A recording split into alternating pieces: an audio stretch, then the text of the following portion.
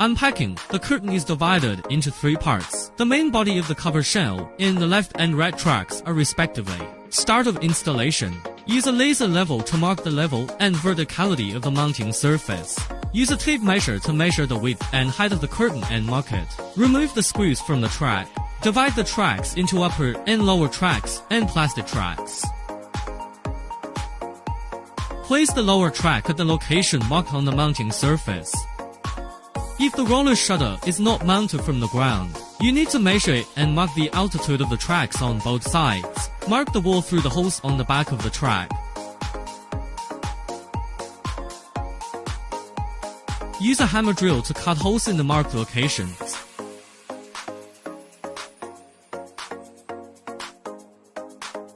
Take out the screw plug and insert it into the hole. Put the lower track in the marked position. Secure lower track with matching screws. Put the cover into the card slot of the lower track.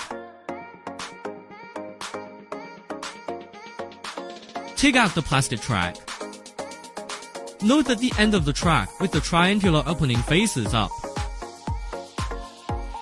Insert the roller curtain and pull the curtain.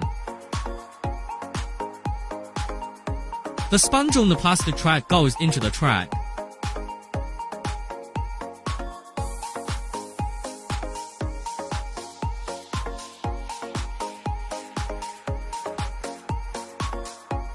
Then assemble the upper and lower rails.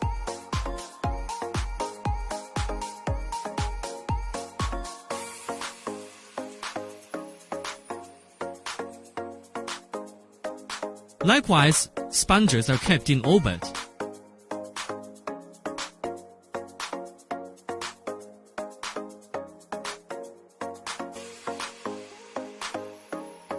Take out the hex screw removed before. Retighten, plug back the glue plug.